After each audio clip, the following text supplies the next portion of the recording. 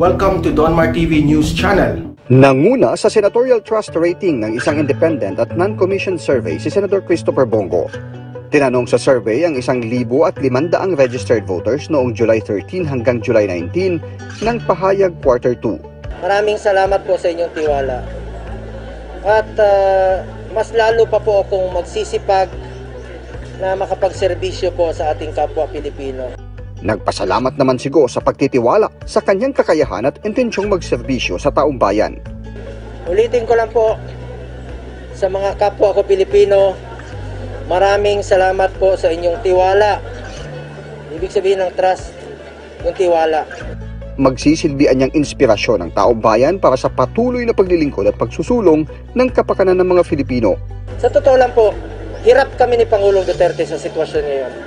Pero pag nakikita namin yung Pilipino na masaya at tumatawa, makapag-iwan ng konting ngiti sa panahon ng pagdadalamhati, nawawala po ang pagod ko.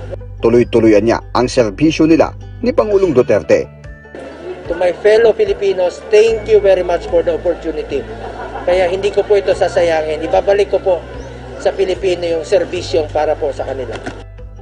Ang resulta ng survey niya ay magsisilbing inspirasyon din sa mga kapwa niya mambabatas para pag-igihin pa ang serbisyo bilang pagkilala sa tiwala ng taong bayan sa kanila. Pumangalawa kay Go si Senador Grace Poe na sinundan ni na Senador Amy Marcos, Richard Gordon at Joel Villanueva na 5 may pinakamataas na trust rating. Sa kaparehong survey, kasama rin si Go sa top 3 sa overall performance rating. So ulitin ko lang, salamat sa tiwala at mas lalo po akong gaganahan na magtrabaho at nakakawala po ng pagod. Importante ngayon ay malampasan muna natin itong krisis dulot ng COVID-19. Unahin muna natin na malampasan itong krisis na ito. Tugon naman ni Go kung ano ang plano niya sa halalan sa 2022. Pero let me repeat, kung tungkol sa politika, I am not interested po na tumakbo. Dahil alam ko po, ang hirap ng trabaho ng isang Pangulo. Witness po ako dyan, nakikita ko si Pangulong Duterte. Napakahirap po. Bagamat alam ko ang trabaho ni Pangulong Duterte, napakahirap po ng trabaho ng isang Pangulo.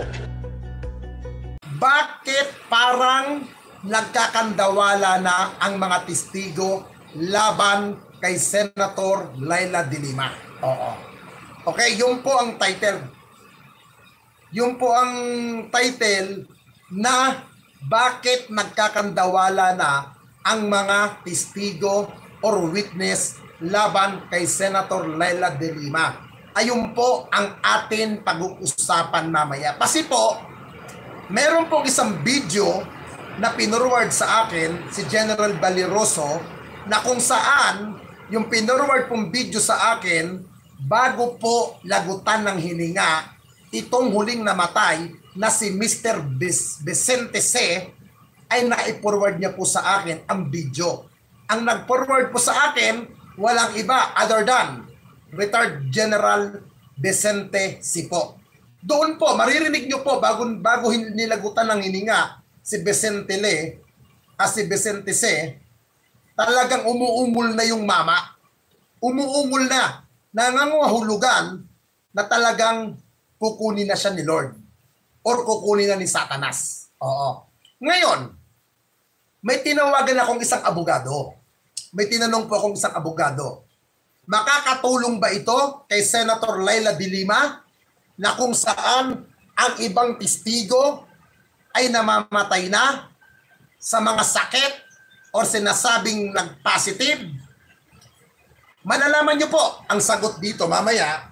Kasi doon po sa tinanong ko pong abogado, mukhang hindi makakatulong kay Laila de Lima ang pagkakamatay nung huling testigo.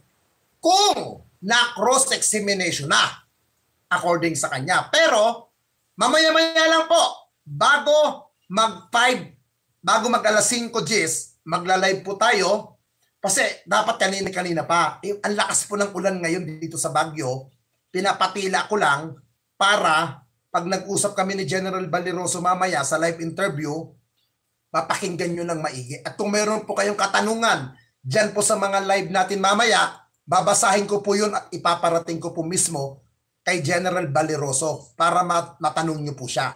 Okay? Maya-maya lang po, magla-live po tayo. Yun po ang itatopic natin. Bakit parang nagkakandawala na ang mga testigo labang kay Senator Laila De Lima?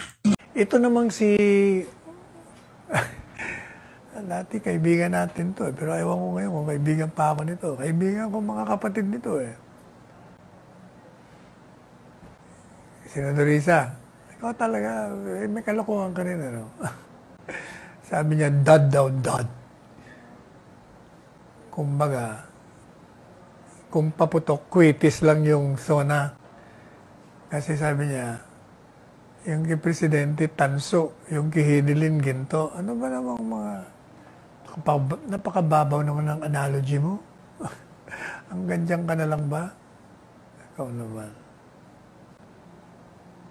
Sabi niya, yan daw, talumpati ni Presidente nagpakita ng pangangailangan ng madalian ng mga opisyalis ng gobyerno, mga membro ng pribadong sektor, mga leader sa civil society na kailangan step forward kayo at magtulungan sa susunod na 10 buwan para mahinto ang pagbagsak ng gobyerno at ng bansang ito. Talaga, sabi niya wala daw pong malawak na programa para sa economic recovery. Talagang yan ang hirap pag hindi talaga lumalabas ng bahay.